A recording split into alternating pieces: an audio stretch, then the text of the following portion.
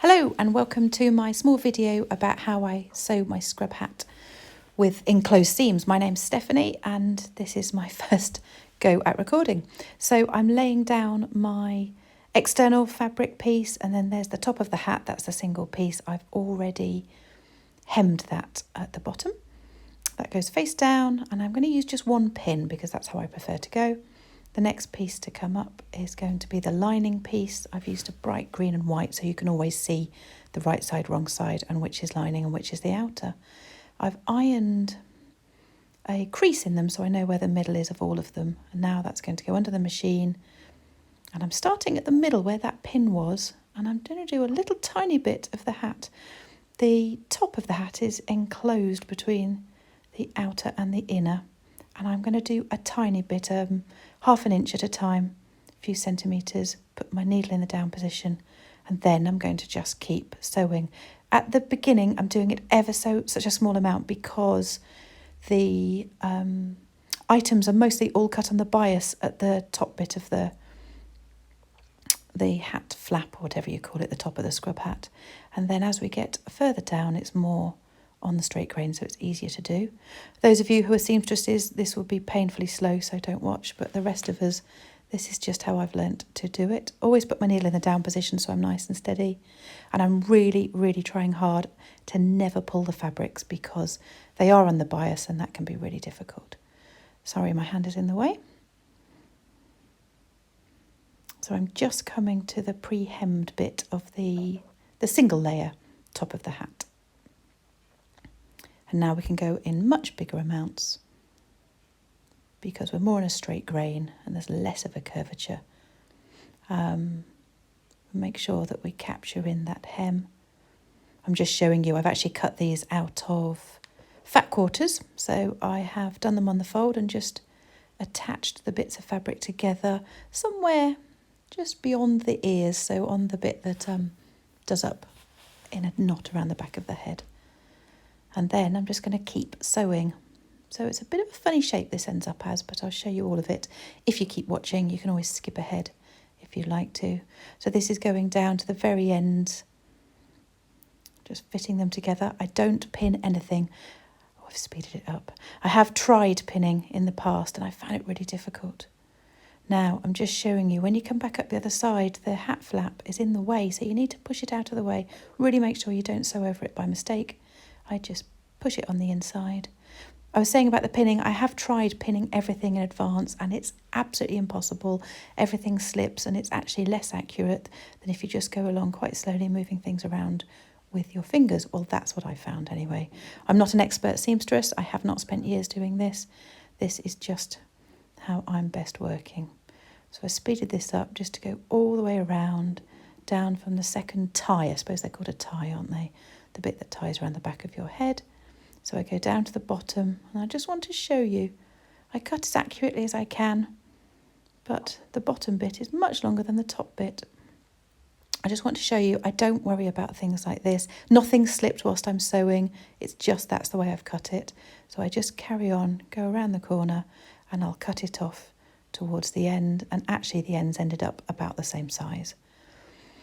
So when I get up, I go forwards and backwards and I'm about 3 inches, 4 inches, 10 centimetres, that kind of thing from the end. I want to leave a turning gap, but instead of just starting close to where I was, I'm going to go back to the very, very top. It's difficult to see where I am, but I'm back to the position where the pin was put. I'm up to the very, very top again. And now we're going to create a very strange shape of bag. I'm just going to secure my stitches with a forward and backwards.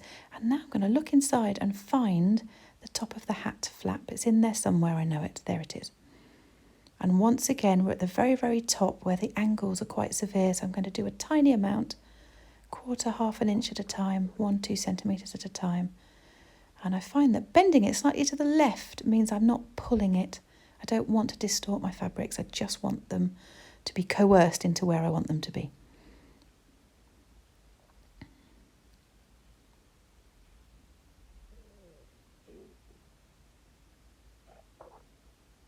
And basically I just keep sewing until I get to the hemline again, and then I will make sure that I've got a big enough area, a gap for turning. that will be there in just a mo.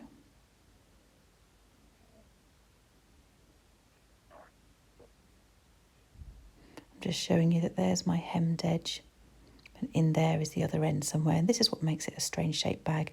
You just have to trust the process.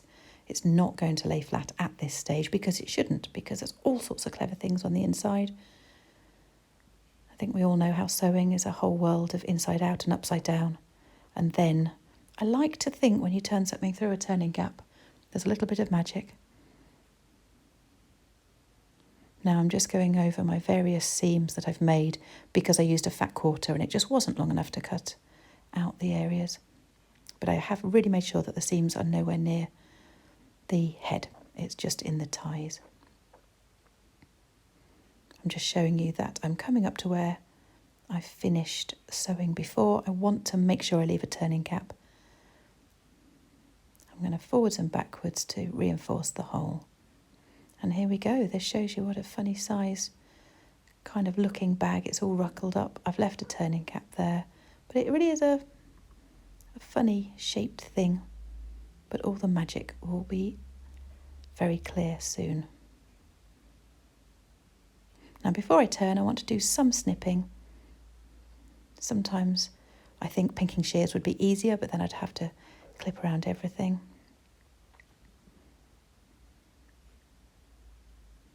I cut a little bit off. I will be reinforcing this with a bit of top stitching. I'm also going to snip the curve.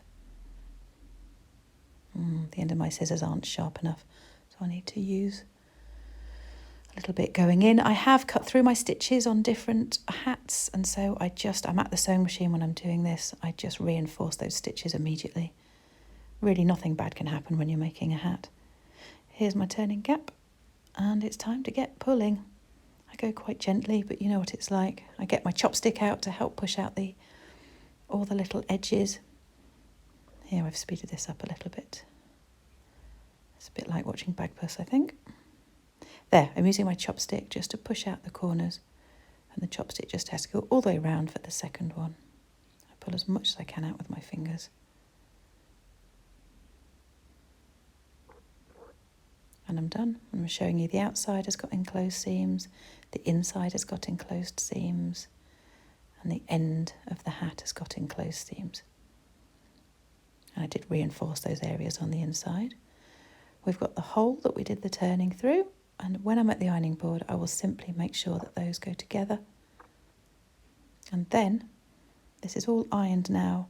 I do a top stitch, but I'm making sure I'm not top stitching where the head will be, because that's been a request that we've had in, because it would chafe over a period of time.